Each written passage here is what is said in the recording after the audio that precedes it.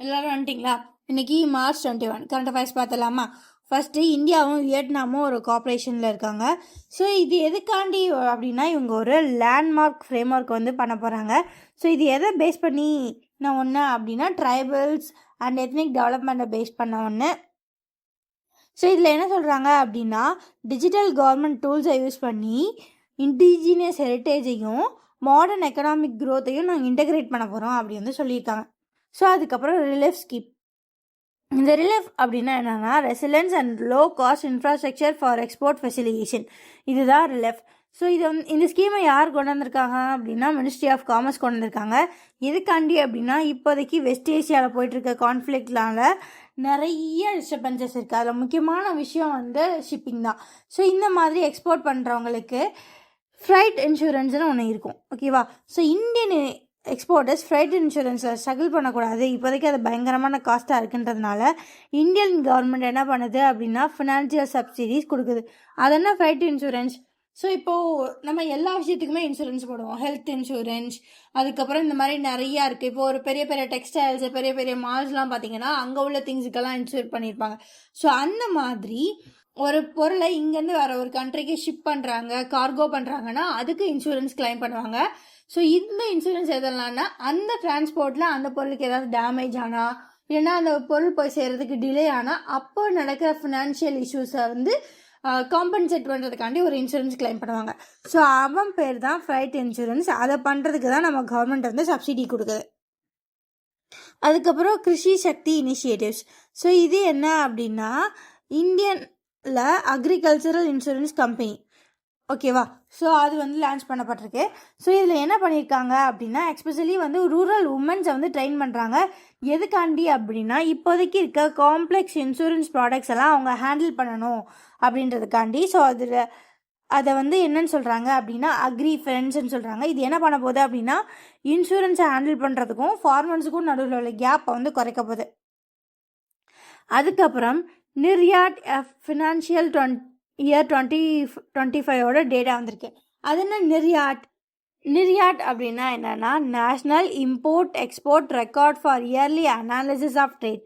National import எக்ஸ்போர்ட்கான yearly data, ஓகேவா? Yearly analysis.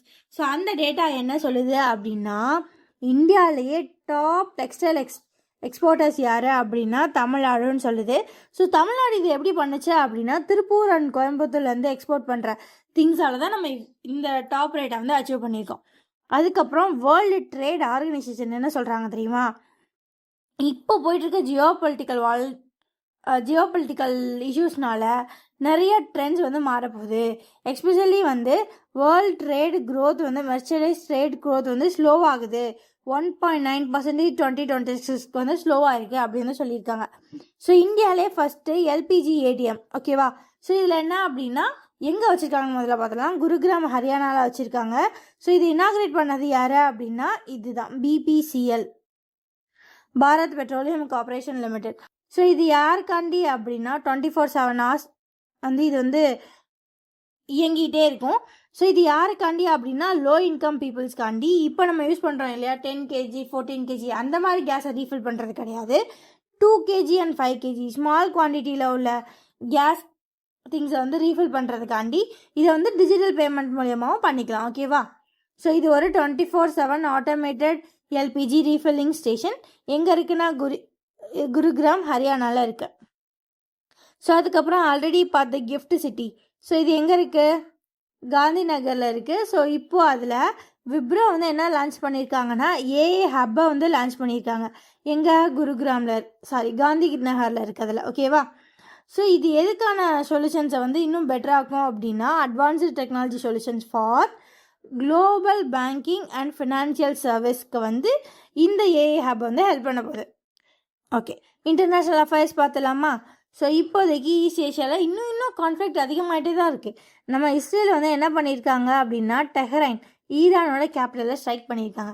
So இதெல்லாம் பார்த்த சுவிட்சர்லாந்து போதும், நான் இனி யாருக்கும் என்னோட ஆயுதங்களை தரமாட்டேன், எஸ்பெஷலி யூஎஸ்ஏ உங்களுக்கு நான் எக்ஸ்போர்ட் பண்ணுறதை இப்போதைக்கு சஸ்பெண்ட் பண்ணுறேன் அப்படி சொல்லி வச்சுருக்காங்க, ஓகேவா?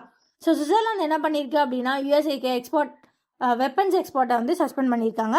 ஸோ இது எதுக்கு அப்படின்னா ஆல்ரெடி நிறையா பிரச்சனை போயிட்டுருக்கு. நானும் நிறைய நிறையா வெப்பன்ஸ் எல்லாம் கொடுத்து இந்த பிரச்சனையை பெருசாக்க விரும்பலை அப்படின்னு அவங்க ஒரு முடிவு எடுத்துருக்காங்க. அதுக்கப்புறம் இஸ்ரேல் பார்லிமெண்ட்டில் அவங்களோட முக்கியமான ஒரு ஹானரி மெடல் வந்து இந்தியன் பிரைம் மினிஸ்டர் கொடுத்துருக்காங்க. அந்த மெடலோட பேர் மெடல் ஆஃப் கனெசெட். ஸோ இது யாருக்கு அப்படின்னா நம்ம பிரைம் மினிஸ்டர் நரேந்திர மோடி கொடுத்துருக்காங்க. எதுக்குப்பா கொடுத்தாங்க அப்படின்னா அவரோட பைலேட்ரல் டிப்ளமசிக்காண்டி கொடுத்துருக்காங்க. ஓகேவா? ஸோ அதுக்கப்புறம் நேஷ்னல் மொபிலிட்டி சமிட் வந்து அதோட செகண்ட் எடிஷன் வந்து நடக்குது. எங்கே அப்படின்னா ஹைதராபாத்தில். ஸோ இது எதை ஃபோக்கஸ் பண்ண போகுது அப்படின்னா இப்போதைக்கு பெட்ரோல் வாங்கவே காசு இல்லை அண்ட் பெட்ரோலும் இல்லை. அப்போ எங்கே போகணும்? ஈவிக்கு தான் போகணும். So EV infrastructure and sustainability urban transport தான் இந்த நேஷ்னல் மொபிலிட்டி சமிட் வந்து ஃபோக்கஸ் பண்ண போகுது. ஓகேவா? சயின்ஸ் அண்ட் டெக்னாலஜி பார்த்துடலாமா? CA mid term review. So CA அப்படின்னா என்ன அப்படின்னா சீஃப் எக்கனாமிக் அட்வைசர். அவங்களோட ரிவ்யூ படி 20th electric power supply survey projects வந்து இந்தியாவில் போயிட்டுருக்கு. ஸோ இதில் என்ன நடக்க போகுதுன்னா இந்தியாவோட பவர் கெப்பாசிட்டி பயங்கரமாக கூட போகுது. எவ்வளோன்னா 1121 GHz. எப்போ 2035 to 2036 நம்ம வந்து அச்சீவ் பண்ணிடுவோம். இதில் மோஸ்ட்லி என்ன பவர் சோர்ஸ் இருக்க போகுது அப்படின்னா ரெனிவபிள் எனர்ஜியை தான் நம்ம வந்து பேஸ் பவர் சோர்ஸாக வச்சுருப்போம் அப்படின்னு சொல்லியிருக்காங்க. ஓகேவா? ஸோ அதுக்கப்புறம் சண்டிகர் யூனிவர்சிட்டி அவங்க வந்து என்ன பண்ண போகிறாங்கன்னா COE centre of excellence and smart health கேரை வந்து கொண்டு வர போகிறாங்க. இந்த சண்டிகர் யூனிவர்சிட்டி வந்து எங்கே இருக்குது அப்படின்னா யூபி கேம்பஸில் இருக்குது, உத்தரப்பிரதேசத்தில் இருக்குது. ஓகேவா? ஸோ இந்த சென்டர் ஆஃப் எக்ஸலன்ஸ் வந்து என்ன பண்ண போகுது அப்படின்னா AI அண்ட் IoTயை யூஸ் பண்ணி diagnosis and aimed at revolving remote patients monitoring. So இப்போ ஒருத்தவங்க வந்து டயக்னோஸ் பண்ணிட்டு போயிட்டாங்க, அதுக்கப்புறம் அவங்க என்ன ஆகிறாங்க, அதுக்கப்புறம் எங்கேயாவது செக்அப் போகிறாங்களா, அதுக்கப்புறம் அவங்க என்ன தான் பண்ணுறாங்க அப்படின்றதெல்லாம் மானிட்டர் பண்ணுறதுக்கும் அதை இன்னும் பெட்டர் ஆக்குறதுக்கும் தான் இந்த AI அண்ட் IoTயை யூஸ் பண்ணுறாங்க. இது எங்கே பண்ணுறாங்க அப்படின்னா சண்டிகர் யூனிவர்சிட்டி. ஓகேவா? ஓகே. ஸோ அதுக்கப்புறம் கலிங்கர் ஃபோர்ட் அது உத்தரப்பிரதேசில் இருக்குது. அதை வந்து அஃபிஷியலி வந்து GSI ஜியோ ஹெரிட்டேஜ் சைட்டாக வந்து அனௌன்ஸ் பண்ணியிருக்காங்க. எதுக்கு அப்படின்னா அங்கே இருக்க ஜியாலஜிக்கல் ராக் ஃபார்மேஷன் காண்டி. அப்பாயின்மெண்ட்ஸ் பார்த்துலாமா? ஸோ ஃபார்பீஸோட 2026 பில்லியனர்ஸ் லிஸ்ட்டு வந்திருக்கு. இதில் வழக்கம் போல் வேர்ல்டு ரிச்சஸ்ட் இண்டிவிஜுவலாக எலன் மஸ்க் இருக்கார். அதே மாதிரி இந்தியாவை பார்த்தீங்கன்னா முகேஷ் அம்பானி இருக்கார், அவரை ஃபாலோ பண்ணி கௌதம் அதானி இருக்கார். ஓகேவா? ஸோ அதுக்கப்புறம் டாடா சன்ஸோட சேர்மன் சந்திரசேகரனுக்கு வந்து ஒரு அவார்டு கொடுத்துருக்காங்க. என்ன அவார்டு அப்படின்னா ஹானரரி ஹைட்ஹுட் அவார்டு கொடுத்துருக்காங்க. யார் அப்படின்னா UK கொடுத்துருக்காங்க. எதுக்கு அப்படின்னா அவரோட role in strengthening India UK ட்ரேடை வந்து அவர் பயங்கரமாக ஸ்ட்ரென்தன் பண்ணதுனால அவருக்கு இந்த அவார்டு வந்து கொடுத்துருக்காங்க. அது எக்ஸ்பெஷலி எதனால் சோமர்செட் பேட்ரி ஜிகா ஃபேக்ட்ரி ப்ராஜெக்டுக்காண்டி அவருக்கு அந்த அவார்டை வந்து கொடுத்துருக்காங்க. அதுக்கப்புறம் ஸ்டால்ஹாம் வாட்டர் ப்ரைஸ் இந்த அவார்டு வந்து யாருக்கு கொடுத்துருக்காங்க அப்படின்னா ப்ரொஃபஸர் கேவ் மதானிக்காண்டி. இவர் யார் அப்படின்னா டைரக்டர் ஆஃப் UNUINWEH. ஓகேவா? ஸோ இவருக்கு எதுக்காண்டி கொடுத்துருக்காங்க அப்படின்னா குளோபல் லெவலில் லீடர்ஷிப் எதில் வாட்டர் டிப்ளமசி அண்ட் செக்யூரிட்டிக்காண்டி இவருக்கு வந்து அந்த அவார்டை கொடுத்துருக்காங்க. அதுக்கப்புறம் வார்வி எனர்ஜிஸோட CEOவாக யார் அப்பாயிண்ட் பண்ணியிருக்காங்கன்னா ஜினேஷ் ரத்தூட். இது CFOவா சீஃப் ஃபினான்ஷியல் ஆஃபீஸராக யாரை அப்பாயிண்ட் பண்ணியிருக்காங்க அப்படின்னா அபிஷேக் பரீக். டிஃபென்ஸ் பார்த்துலாமா? இந்தியன் ஆர்மி சக்ஸஸ்ஃபுல்லாக ஒரு ஃபயர் பவர் எக்ஸசைஸை வந்து கண்டக்ட் பண்ணியிருக்காங்க. ஸோ அந்த எக்ஸசைஸோட பேர் என்னென்னா அமங் ஜுவாலா. ஓகேவா? ஸோ எங்கே கண்டக்ட் பண்ணியிருக்காங்கன்னா பபினா ஃபீல்டு ஃபயரிங் ரேஞ்சில் தான் இது கண்டக்ட் பண்ணியிருக்காங்க. அது எங்கே இருக்குது? UP உத்தரப்பிரதேசில் இருக்குது. ஓகேவா? ஸோ இதில் வந்து எதை ஃபோக்கஸ் பண்ணியிருக்காங்கன்னா ட்ரோன் அசிஸ்டட் டார்கெட்டிங் வந்து இவங்க வந்து ஃபோக்கஸ் பண்ணியிருக்காங்க. அதுக்கப்புறம் வேர்ல்டு இண்டோர் அத்லெட்டிக் 2028 வந்து இந்தியாவில் நடக்க போகுதுன்னு பார்த்துட்டோம். இந்தியா தான் அதை ஹோஸ்ட் பண்ண போகுது. இந்தியாவில் எங்கே நடக்க போகுது அப்படின்னா புவனேஸ்வர் ஒடிசாவில் நடக்க போகுது.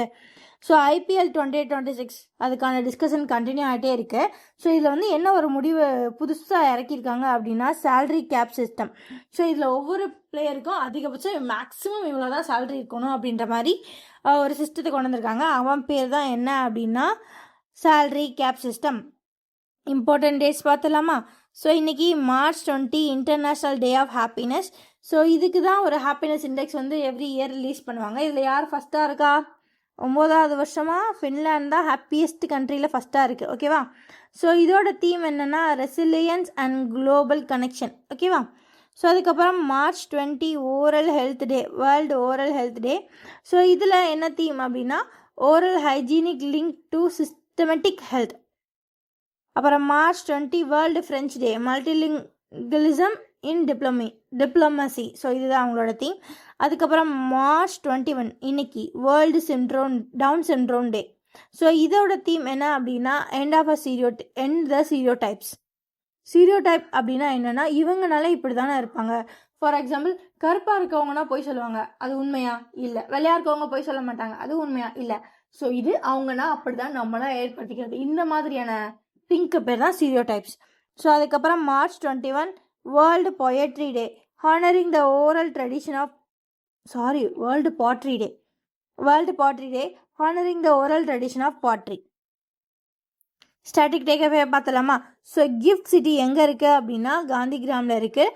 ஸோ இது வந்து என்னென்னா இந்தியாவோட first international financial service centre. ஓகேவா? ஸோ இதுதான் கிஃப்ட் சிட்டி. அது எங்கே இருக்குது? காந்தி நகரில் இருக்குது. அப்புறம் நிர்யாட் அப்படின்னா என்னென்னா national import export record for yearly analysis of trade. GSI அப்படின்னா ஜியாலஜிக்கல் சர்வே ஆஃப் இந்தியா. அதோட ஹெட் குவார்ட்டர்ஸ் எங்கே இருக்குன்னா கொல்கட்டாவில் இருக்குது.